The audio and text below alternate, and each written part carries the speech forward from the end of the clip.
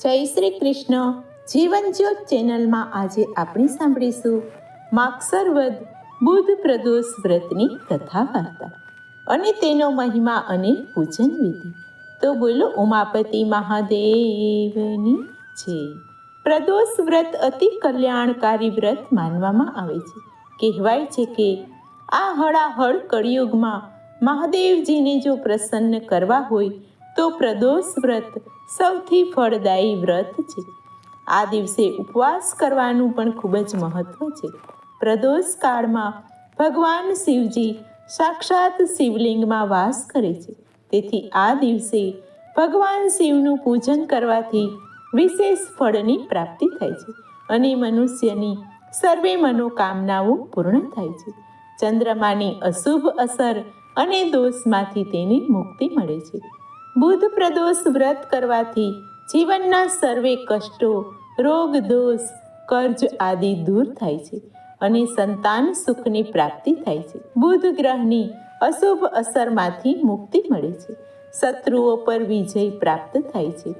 પ્રદોષ કાળમાં શિવજી તેના રજત ભવનમાં નૃત્ય કરે છે અને પ્રસન્ન મુદ્રામાં રહે છે. તેથી પ્રદોષને શિવ પૂજાનું પર્વ પણ કહેવાય છે. આ દિવસે કરવામાં આવતું વ્રત અને શિવજીનું પૂજન અનેક ગણું શુભ ફળ આપે છે. પ્રદોષના દિવસે ભગવાન શિવજીની સાથે સાથે માતા પાર્વતીજીનું પણ પૂજન કરવું અને બુધવાર હોવાથી વિઘ્નહર્તા ગણેશજીની પણ વિશેષ પૂજા અર્ચના કરવાથી ઘરમાં સુખ, સમૃદ્ધિ અને સૌભાગ્યની પ્રાપ્તિ થાય છે. જીવનમાં આવતા દરેક વિઘ્નોનો નાશ થાય છે. જો પ્રદોષ વ્રત સોમવારે હોય તો સોમ પ્રદોષ કહેવાય, મંગળવારે હોય તો ભૌમ પ્રદોષ કહેવાય અને બુધવારે હોય તો બુધ પ્રદોષ કહેવાય છે. પ્રદોષનો સમય સંધ્યાનો સમય છે કે જે સમય સૌથી શ્રેષ્ઠ ગણવામાં આવે છે. સૂર્યાસ્તના પછીના સમયને પ્રદોષ કાળ કહેવાય છે. હવે આપણે સાંભળીશું પ્રદોષ વ્રતમાં શિવજીનું પૂજન કેવી રીતે કરવું. પ્રદોષ વ્રત કરવા માટે તેરસની તિથિના દિવસે સૂર્યોદય પહેલા ઉઠીને સ્નાનાદિથી પરવારી ભગવાન શિવજીની પૂજા કરવી. આખો દિવસ વ્રત કરવાનો સંકલ્પ કરવો. આખો દિવસ ઉપવાસ કરવો. ત્યારબાદ સૂર્ય અસ્ત થાય ત્યારે એટલે કે પ્રદોષ કાળમાં સ્નાનાદિથી પરવારી શિવજીની પૂજા કરવાની હોય તે જગ્યાને સ્વચ્છ કરવી. સૌપ્રથમ ગણેશજીની પૂજા કરી ભગવાન શિવજીની સાથે માતા પાર્વતીજીનું પણ પૂજન કરવું. શિવજીને જળ, દૂધ, પંચામૃતથી સ્નાન કરાવવા. ત્યારબાદ શિવજીને બીલીપત્ર, ધતુરા, આંકડાના ફૂલ, ભસ્મ, ચંદન, ફળ, ફૂલ ચડાવવા. શિવલિંગ પર કેતકીના ફૂલ, હળદર કે ચોખાના તૂટેલા દાણા ચડાવવા નહીં. ત્યારબાદ ધૂપ દીપ કરી શિવજીની આરતી કરવી. પૂજામાં ભગવાન શિવજીને અભિષેક કરતા કરતા ઓમ નમઃ શિવાય મંત્રનો જાપ કરવો. ત્યારબાદ શિવ ચાલીસાના પાઠ, શિવ નામાવલી, શિવ માળાનો જાપ કે પાઠ કરવો. ત્યારબાદ બુધ પ્રદોષ વ્રતની આ કથા વાર્તા અવશ્ય સાંભળવી, જેનાથી વ્રત પૂરું ગણાય છે. તો હવે આપણે સાંભળીશું બુધ પ્રદોષ વ્રતની કથા વાર્તા. બોલો ઉમાપતિ મહાદેવની જય. એક યુવાનના નવા લગ્ન થયા હતા. લગ્નના બીજા દિવસે તેની પત્ની તેના પિયર ગઈ. થોડો સમય વીત્યો હશે પછી તેનો પતિ તેને લેવા માટે ગયો. તેનો પતિ જ્યારે તેને લઈને પોતાના ઘેર જવા માટે નીકળ્યો હતો ત્યારે તેના સાસુએ સાસરે તેને જવા માટે મનાઈ કરી. કહ્યું કે આજે બુધવાર છે અને બુધવારે દીકરીને ઘરેથી વિદાય માટે અત્યંત અશુભ મનાય છે.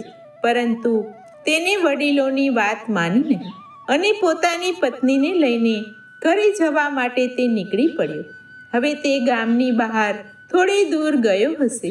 ત્યાં તેની પત્નીને ખૂબ જ તરસ લાગી અને પોતાના પતિને તેને પાણી ભરવા માટે લાવવાનું કહ્યું.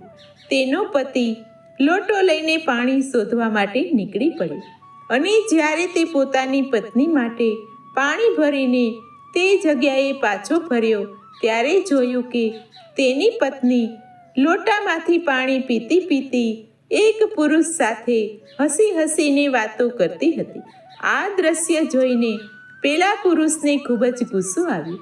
જ્યારે તે તેની પત્ની અને પેલા પુરુષની નજીક ગયો ત્યારે તે દ્રશ્ય જોઈને તે આશ્ચર્યચકિત થઈ ગયો, કારણ કે પેલો પુરુષ પોતાના જેવો જ દેખાતો હતો અને તેની પત્ની પેલા પુરુષને જ પોતાનો પતિ માની બેઠી હતી અને બંને પુરુષો પોતાને પેલી સ્ત્રીના પતિ તરીકે ગણાવવા લાગ્યા અને અંદરો અંદર તે બંને ઝઘડવા લાગ્યા.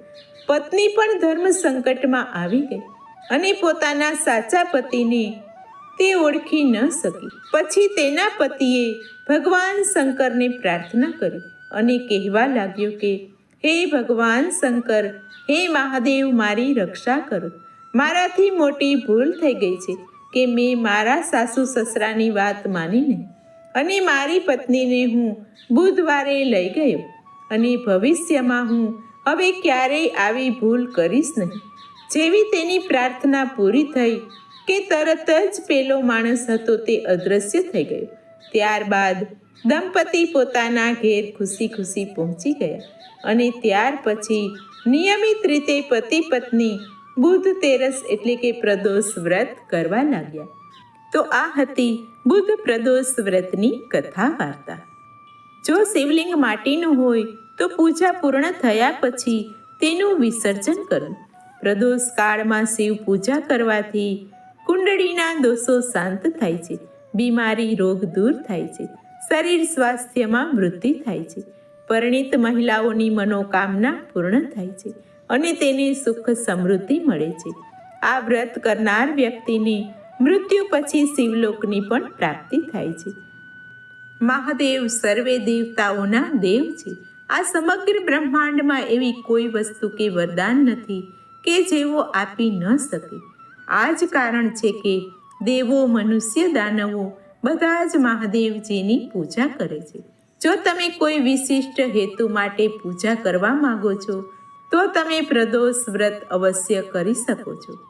ભગવાન શિવને અલગ અલગ વસ્તુથી અભિષેક કરવાનો પણ નિયમ છે. તમામ સુખ મેળવવા માટે દૂધથી અભિષેક કરવો, કારકિર્દીમાં વૃદ્ધિ માટે શેરડીના રસ સાથે કોઈ વિશેષ ઈચ્છા પૂરી કરવા માટે 5 અલગ અલગ ફળોનો રસ સાથે, ધન પ્રાપ્તિ માટે મધ કે ઘી સાથે અભિષેક કરવો. તો આ હતી માગસર માસની વદ પક્ષની બુધ પ્રદોષ વ્રતની કથા વાર્તા, તેનો મહિમા અને પૂજન વિધિ. તો બોલો ઉમાપતિ મહાદેવની જય.